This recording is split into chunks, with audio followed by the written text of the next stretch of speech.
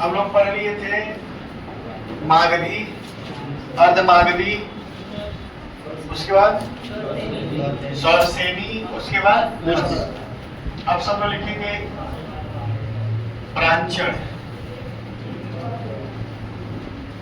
प्रांचल लिखेंगे।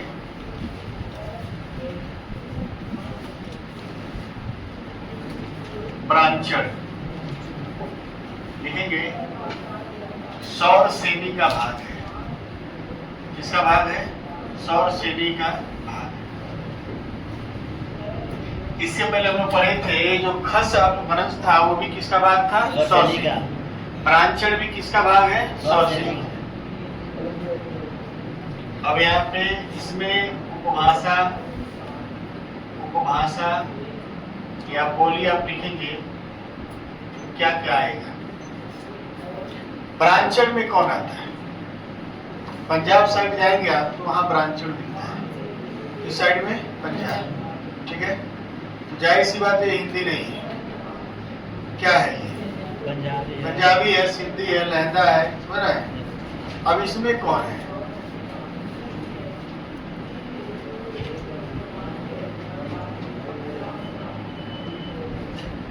प्रांचल में जो आता है वो आता है सिंधी। क्या आता है? सिंधी। सिंधी।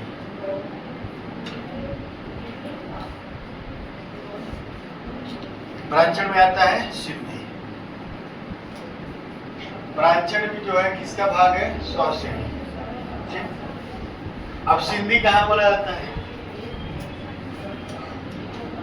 सिंधी सिंध प्रदेश, माने भारत का पंजाब का बॉर्डर और पाकिस्तान का सिंध प्रांत, सिंधु नदी के आसपास।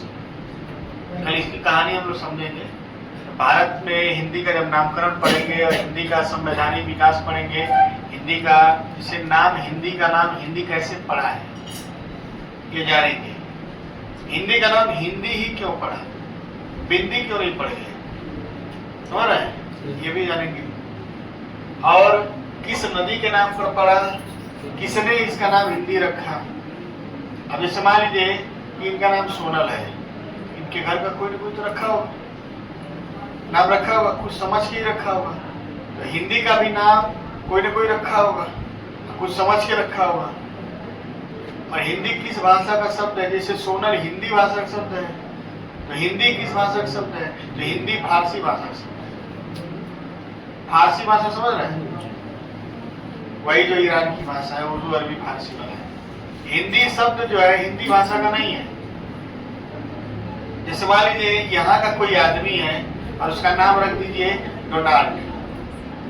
यहाँ के आदमी का नाम क्या रख दिए? डोनाल्ड। है तो इंडिया का लेकिन नाम है अमेरिकन। उसी तरह हिंदी का नाम जो है तो हिंदी, लेकिन उसका नाम कहाँ का है? अमेरिकन नहीं है, फारसी है। ठीक, चलिए आगे समझेंगे आप लोग। अगले दिन वही पढ़ाना आपको कल। प्रांचल सौरसेनी के भाग है। दूसरा लिखेंगे पैसाची।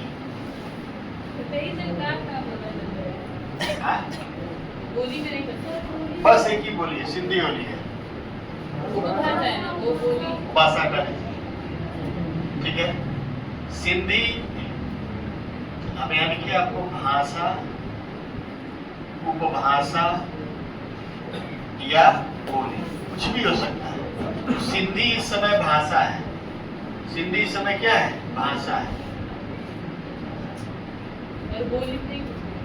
नहीं, उसको कोई बोली नहीं, बस सिंधी भाषा लिख लीजिए। हमारे संविधान में भी सिंधी भाषा जोड़ लिया गया है। हमारे संविधान में कितनी भाषा है? 22 भाषा। ठीक है,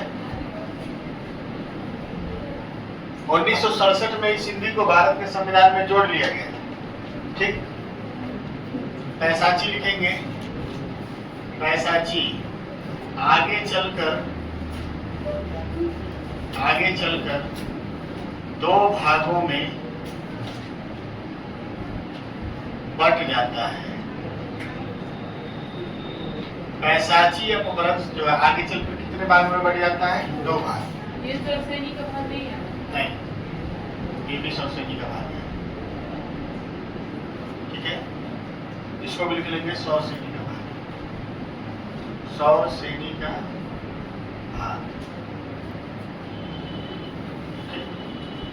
आगे चल के दो भाग में बढ़ जाता है। पहले का नाम होता है केकय और दूसरे का नाम होता है टक। केकय अपभ्रंश और टक अपभ्रंश। पहले का नाम केकय और दूसरे का नाम टक। और इसको बताने वाले कौन थे? लिख लेंगे। डॉक्टर भोलानाथ तिवारी के अनुसार। किसके अनुसार? भोलानाथ तिवारी, बहुत अच्छे हिंदी के विद्वान थे। भोलानाथ तिवारी के अनुसार पैशाची अपभ्रंश आगे चलकर कितने भाग में बढ़ जाता है? दो भाग। एक का नाम होता है केकय और दूसरे का नाम होता है टक। अब केकय अपभ्रंश में जो है वो कौन सा है और टक में कौन सा है, पहले इतना उतारिए आप। तो केकय में आता है आपका लहंदा। कौन सी भाषा आती है? लहंदा।